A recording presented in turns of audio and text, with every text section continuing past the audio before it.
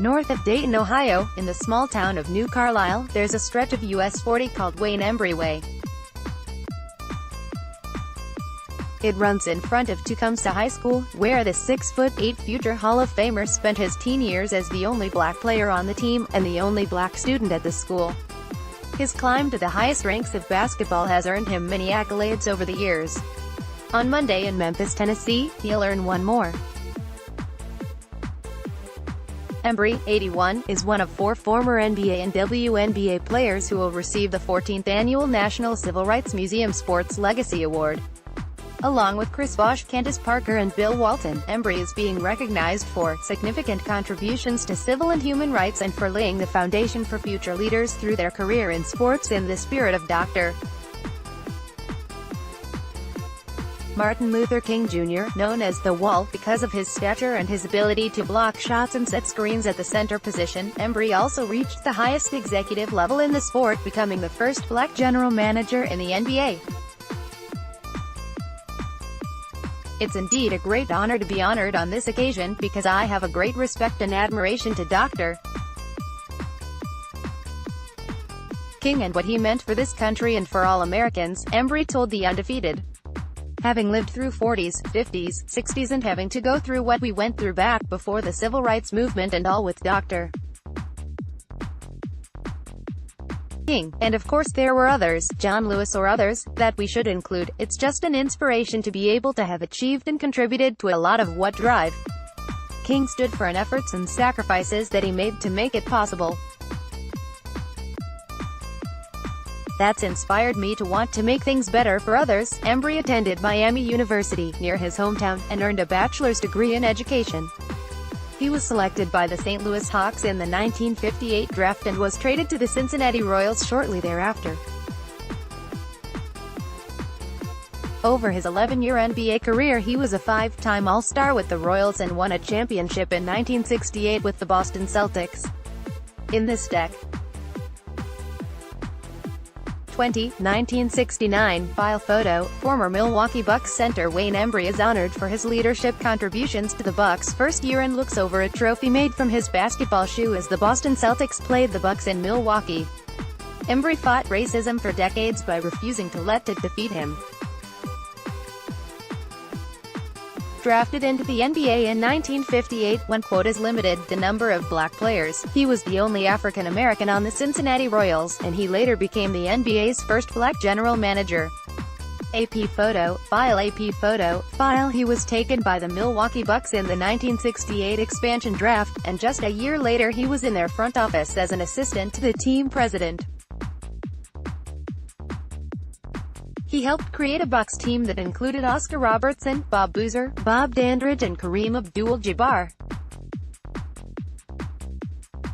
The Bucks won their only NBA title in 1971, sweeping the Baltimore Bullets in 4 games. In 1972, Embry was named general manager.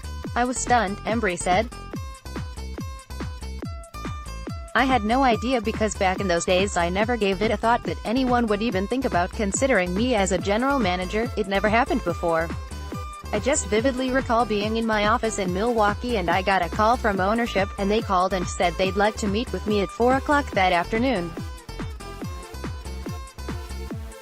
I went to their office and they said, 'Sit down,' and I sat there kind of wondering why I was there.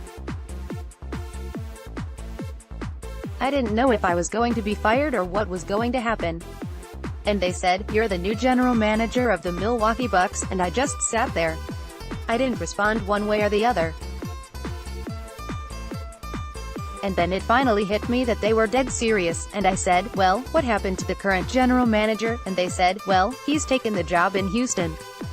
And so we're naming you the general manager to succeed him.' Of course the media and others took the story and made a big story, and they asked me what significance I saw in it.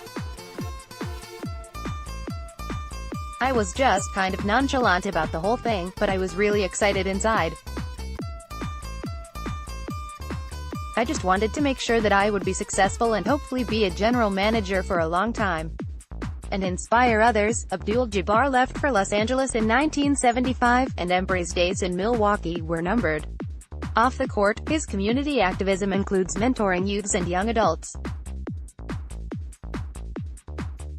He's held board positions at the Federal Reserve Bank of Cleveland and several companies, including Kohl's, Centurion Energy Corporation, Polyone, M.A. Hanna and Ohio Casualty Insurance Company. Embry is a member of Alpha Phi Alpha fraternity and the author of the autobiography The Inside Game, Race, Power, and Politics in the NBA. Wayne Embry announces his resignation as general manager of the Milwaukee Bucks during a news conference on November 23, 1976.